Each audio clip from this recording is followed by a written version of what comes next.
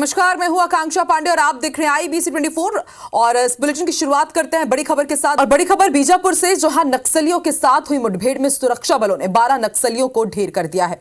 पीड़िया के जंगल में करीब 12 घंटे तक अलग अलग जगहों पर यह मुठभेड़ हुई, जहां अब तक 12 नक्सलियों के शव बरामद हुए हैं। यहां BGL launcher, BGL shell, country made rifle, 12 bore की बंदूक, भारी मात्रा में विस्फोटक, नक्सली साहित्य और दैनिक उपयोग की सामग्री बरामद की गई है। सुरक्षा बलों ने नक्सलियों के अस्थायी कैंप को भी ध्वस्त किया है। मुठभेड़ के दौरान IED की चपेट में आने से DRG और STF के 2 जवान भी घायल हुए। इनकी हालत खतरे से बाहर बताई जा रही है। सुरक्षा बलों को पीड़िया के जंगल में PLGA कंपनी नंबर 2 के commander Velha, Gangalur area committee सचिव दिनेश मोढ़ियाम समेत करीब 100 से 150 के करीब नक्सलियों के जमावड़े की खबर मिली थी, जिसके बाद यह ऑपरेशन लॉन्च किया गया, जिसमें बीजापुर, दंतेवाड़ा, सुकमा की DRG team, Bastar fighter, STF, cobra और CRPF जवानों ने मोर्चा संभाला। सर्चिंग के दौरान शुक्रवार सुबह करीब 6 बजे पीड़िया के जंगल में अलग अलग जगहों पर यह मुठभेड़ शुरू हुई। इस पूरे ऑपरेशन में सुरक्षा बल के करीब 900 जवान शामिल बताए जा रहे हैं। और मुठभेड़ में मिली सफलता को लेकर प्रदेश के मुख्यमंत्री विष्णुदेव साय और गृह मंत्री डिप्टी CM विजय शर्मा ने जवानों को बधाई और शुभकामनाएं दी है। CM साय ने कहा कि नक्सलवाद के खिलाफ हम मजबूती से लड़ाई लड़ रहे हैं। प्रदेश में डबल इंजन की सरकार होने के कारण इसका लाभ मिल रहा है।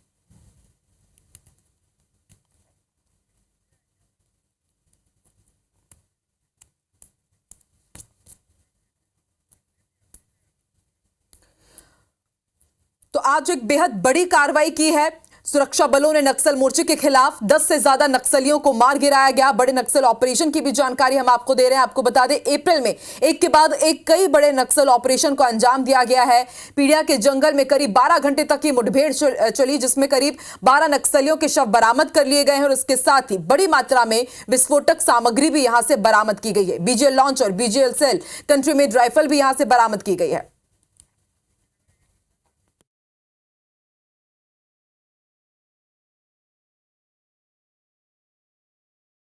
गंगालूर एरिया में पीड़िया थाना क्षेत्र के अंतर्गत एक नक्सली मुठभेड़ में हमारे सैनिकों को भारी सफलता मिली है।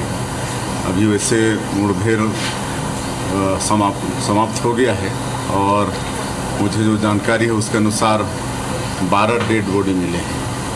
नक्सलियों के 12 डेड बॉडी मिले हैं। एक बड़ी सफलता हमारे सैनिकों को मिली है। मैं सैनिकों को बहुत बहुत बधाई देता हूं, अधिकारियों को बधाई देता हूं, उनके साहस को मैं नमन करता हूं। नक्सलवाद की इस काली छाया का हल बातचीत के आधार पर निकलना चाहिए।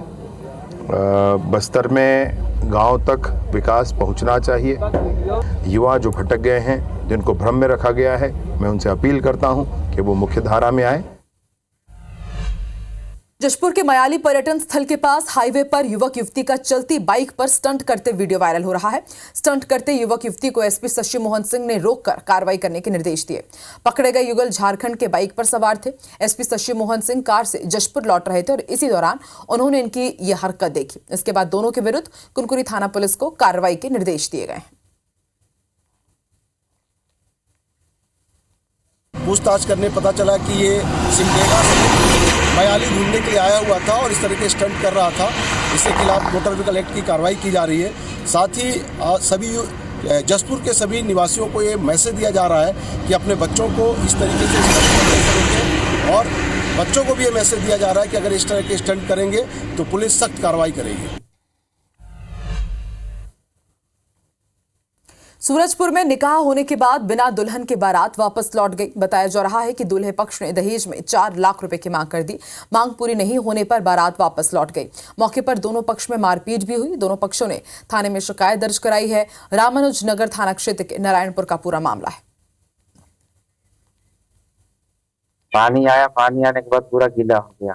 बाहर निकाले, इसके बाद बोलते हैं कि देखो विदाई हम लोग करेंगे, लड़की ले जाएंगे विदाई करके, मगर 5 लाख रुपया आपको देना पड़ेगा। हम लोग हाथ ऊपर जोड़ने लगे कि भाई हम लोग गरीब आदमी है, कहाँ से पाएंगे 5 लाख रुपया। इसके बाद हम लोग दोनों भाई वहीं खड़ा होके वो चीज करने लगे। इसके बाद लड़का उठा, बोला दादर मादर चालू किया गाड़ी और हम लोग को मारना भी चालू कर दिया। मैं कुछ नहीं बोलना चाहता हूँ। अभी हम लोग खुद परेशानी में हैं, मैं कुछ नहीं बोलूँगा इसके। तो लड़की नहीं लाए, 4 लाख रुपए की मांग कर लाएंगे या लाएंगे, उससे आपको क्या है भैया बताइए ना। लड़का पक्ष क्योंकि अंबिकापुर से आया था, जो यहाँ की व्यवस्था को देख के लड़की पक्ष के साथ इनके बीच में विवाद हो गया था। लड़का पक्ष के द्वारा थाने में आके आवेदन दिया गया है। साथ ही सुबह सुबह लड़की पक्ष वाले भी आके आवेदन दिए हैं, जिसकी जांच की जा रही है। जांच पश्चात अग्रिम कार्रवाई की जाएगी। इधर जबलपुर में एक एसडीएम के विरोध में जगह जगह पोस्टर्स लगे हुए हैं जो कि चर्चा का विषय बने हुए हैं। दरअसल इन पोस्टर्स में गोरखपुर तहसील के एसडीएम पंकज मिश्रा को रिश्वतखोर और चोर बताया गया है। शहर के कई स्थानों में लगे ये पोस्टर प्रशासनिक अधिकारियों की कार्यप्रणाली पर सवाल खड़े कर रहे हैं। पोस्टर्स में नीचे सौजन्य से प्रताड़ित जनमानस लिखा हुआ है। एक तरफ एसडीएम पंकज मिश्रा की कार्यप्रणाली को लेकर लोगों की जिज्ञासा बढ़ गई है, तो वहीं कलेक्टर ने इसे एसडीएम की छवि खराब करने के लिए रचा गया षड्यंत्र करार दिया है। इस मामले में एसडीएम ने पुलिस में शिकायत कर दी है और इन पोस्टर्स को लगाने वालों की तलाश की जा रही है। पकड़े जाने के बाद ही ये साफ हो पाएगा कि आखिर पोस्टर्स क्यों लगाए गए। जिसने भी पोस्टर चिपका है बेसिकली किसी की छवि को धूमिल करने का ये गलत चीज है। मतलब इस तरीके से नहीं करना चाहिए, जबकि आपके पास शिकायत करने के कई सारे फोरम सरकार ने अवेलेबल करा रखे। सीएम हेल्पलाइन में आप कर सकते हैं, वरिष्ठ अधिकारियों से कर सकते हैं आप, और भी कई तरीके। यदि करप्शन को लेकर है तो जो इन्वेस्टिगेशन एजेंसी हैं उनके पास भी आप जा सकते हैं। उन सबका सहारा न लेके आप यदि रातों रात कोई पोस्टर चिपकाते हैं तो फिर उनकी मंशा पर प्रश्न चिन्ह तो लगता है। इंदौर लोकसभा सीट से पर्चा वापस लेने के बाद बीजेपी का दामन थामने वाले अक्षय कांति बम और उनके पिता पर गिरफ्तारी की तलवार लटक रही है। उनके खिलाफ कोर्ट से गिरफ्तारी वारंट जारी हुआ है। इस पर उन्होंने कहा कि पिता की तबीयत खराब होने और चुनावी कार्यक्रम में व्यस्त होने की वजह से वो कोर्ट में पेश नहीं हो सके थे। बता दें कि कोर्ट ने 17 साल पुराने मामले में हत्या के प्रयास की धारा बढ़ने पर उनके पेश होने के आदेश दिए थे, लेकिन वो हाजिर नहीं हुए। तब कोर्ट ने अक्षय कांति बम के खिलाफ गिरफ्तारी वारंट जारी कर दिया। कोर्ट ने दोनों को 8 जुलाई तक गिरफ्तार कर पेश करने के आदेश दिए हैं। आज अक्षय कांति बम के खिलाफ गिरफ्तारी वारंट जारी किया है। अक्षय कांति बम हमारे साथ में है। अक्षय, गिरफ्तारी वारंट जारी हो गया है आज आपके खिलाफ में। कहा है कि पिता और पुत्र दोनों को पेश होना है 8 जुलाई को। गिरफ्तारी वारंट नहीं जारी हुआ है। मैंने एक एप्लीकेशन आज लगाई थी कि मुझे कोर्ट से इजाजत मिली जाए कि कोर्ट में नहीं आने के लिए, तो उसका वारंट जारी हुआ है कि आपको 8 जुलाई को कोर्ट में पेश होना है। उसका वारंट, कोई और वारंट नहीं है। तो अभी फिलहाल आपको 8 तारीख को आपने हवाला दिया था कि आपकी तबीयत खराब है, पिताजी बाहर हैं। पापा की तबीयत खराब है, मैंने बोला था मेरे कार्यक्रम है इसलिए नहीं आ सकता हूँ, चुनावी दौरे हैं। और उसके बाद अभी हम लोग हाईकोर्ट अप्रोच करेंगे, उसमें कहीं कोई दिक्कत नहीं है। चुनावी प्रक्रिया नॉर्मली यही चलता है सर। ठीक है, तो ये हमारे साथ में अक्षय कांति बम, जिन्होंने कहा है कि पिता की तबीयत खराब थी और चुनावी दौरों के कारण उन्होंने यहाँ पर अपनी जो कोर्ट में अपील की थी कि उन्हें थोड़ा समय दिया जाए। तो इसके चलते हालांकि गिरफ्तारी वारंट जारी हो चुका है और 8 जुलाई को उन्हें कोर्ट में पेश होना है। कैमरा पर्सन संतोष जटमन के साथ रवि हेमराज सिसोदिया, इंदौर। बैतूल की मुल्ताई विधानसभा के 4 मतदान केंद्रों पर शुक्रवार सुबह 7 बजे से शाम 6 बजे तक पुनर्मतदान हुआ।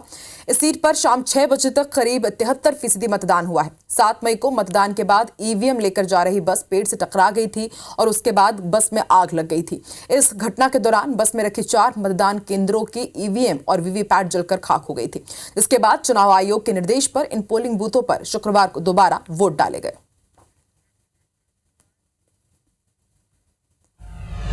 झारखंड दौरे से लौटकर मुख्यमंत्री विष्णुदेव साय ने मीडिया से चर्चा के दौरान कहा कि शुक्रवार को झारखंड के 3 लोकसभा सीट में चुनावी सभा लेकर आया हूं। सभी जगह अच्छी सभा हुई है, भाजपा वहां भी चुनाव जीतेगी। वहीं सीएम साय ने पीएम श्री योजना और 10वीं 12वीं के उत्तीर्ण छात्रों को इनाम देने के लिए क्या कहा, आइए सुनते हैं। स्कूल का जो भी पीएम श्री के अंतर्गत आएगा उसका समुचित विकास के लिए मतलब काफ़ी पर्याप्त फंड मिलेगा और निश्चित रूप से शिक्षा का गुणवत्ता और जो भी संसाधन है सब में मतलब बढ़ोतरी होगी। यशस्वी प्रधानमंत्री परीक्षा के पहले, परीक्षा के बाद चर्चा करते हैं बच्चों से और उनको ये ताकत दिलाते हैं कि भाई कभी असफलता भी हाथ लगती है, इसका मतलब ये नहीं है कि जीवन से हाथ धो बैठे। श्री अर्जुन मुंडा जी प्रत्याशी हैं, अभी वो ट्रैवल मिनिस्टर हैं और झारखंड के मुख्यमंत्री भी रहे हैं। वहाँ बहुत अच्छी सभा हुई है और निश्चित रूप से खूंटी की लोकसभा भारतीय जनता पार्टी जीतेगी। मुस्लिम समुदाय की संख्या बढ़ने वाली रिपोर्ट को लेकर छत्तीसगढ़ के डिप्टी सीएम विजय शर्मा ने कहा है कि हिंदुओं की संख्या कम होने से देश में अराजकता आएगी और उन्होंने आत्मानंद स्कूल के पीएमश्री स्कूलों में अपग्रेड होने के पूर्व सीएम भूपेश बघेल और दीपक बैज की ट्वीट पर भी पलटवार किया। इसके अलावा उन्होंने छत्तीसगढ़ में ईओडब्ल्यू की कार्रवाई पर कहा है कि पिछले 5 साल में जो कुछ हुआ है उस पर कार्रवाई हो रही है और आगे भी होगी।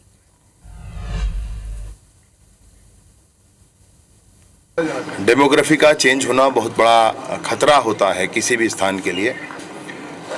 हिंदुओं की सहिष्णुता मैं कहूँ तो स्थापित होगी ऐसा नहीं है, यह आदिकाल से ही पूरी दुनिया के सामने स्थापित है।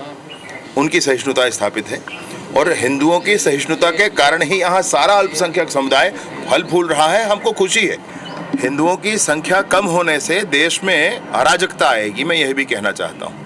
वो वरिष्ठ हैं, छत्तीसगढ़ के मुख्यमंत्री रहे हैं, मैं उनको एक सलाह ज़रूर देता हूँ कि आप बयान से पहले थोड़ा धैर्य रखें, थोड़ा समझ लें विषयों को, थोड़ा इस पूरी स्थिति की जानकारी ले लें, उसके बाद बयान दें। उन्होंने नक्सलियों के संदर्भ में भी वही कहा था कि फर्जी मुठभेड़ है, फिर नक्सलियों ने ही कह दिया कि सही था सब कुछ। थोड़ा समझना चाहिए, क्या हो रहा है समझना चाहिए, फिर बोलना चाहिए। या ईओडब्ल्यू की कार्यवाहियाँ तो ये है कि विगत 5 वर्षों में जो कुछ हुआ है जनता के सामने है, आपके सामने है।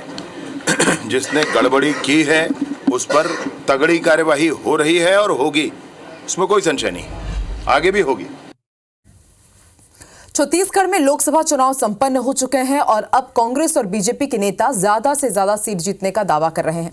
कांग्रेस नेता पूर्व मंत्री धनेंद्र साहू का कहना है कि कांग्रेस ने किसान न्याय की बात कही है और इस चुनाव में इसका असर दिख रहा है। छत्तीसगढ़ के किसान आज जाग चुके हैं और समझ रहे हैं कि विधानसभा चुनाव में उन्होंने गलती कर दी थी, जिसका खामियाजा उन्हें भुगतना पड़ रहा है। इसलिए इस बार लोकसभा चुनाव में किसान कांग्रेस का साथ देंगे और कांग्रेस भाजपा से ज्यादा सीट जीत रही है। वहीं धनेंद्र साहू के इस दावे पर भाजपा नेता और विधायक धर्मजीत सिंह ने कहा, धनेंद्र साहू ने सही कहा है कि किसान जाग चुका है और विधानसभा चुनाव की तरह लोकसभा चुनाव में भी वो भाजपा का साथ देंगे। भारतीय जनता पार्टी की प्रधानमंत्री जी की जो जिस तरह से तानाशाही पूर्ण रवैया है, उसको लेकर के आज हम लोग अच्छा वातावरण शहर में भी गांव में भी हम लोग पा रहे हैं और बहुत ही अप्रत्याशित नतीजे आएंगे, काफ़ी अधिक सीट आएंगी, इस बात का भरोसा है। किसान जाग चुके हैं, इसीलिए श्री धनेंद्र साहू जी को बुरी तरह से पराजित किया गया और अभी विष्णुदेव साय जी की सरकार बनने के बाद किसानों को 31 रुपया धान के समर्थन मूल्य में भुगतान किया गया, एक मुश्त। तो किसान तो बहुत प्रसन्न है। अब धनेंद्र साहू जी को कहां से असंतोष दिखाई दे रहा है, ये उनको 4 तारीख को समझ में आ जाएगा। और रात 10 बजे के बुलेटिन में फिलहाल इतना ही, लेकिन आप कहीं मत जाइए, आगे देखिए देश और दुनिया की तमाम बड़ी खबरें फास्ट 50 में। मुझे दीजिए इजाजत, नमस्कार।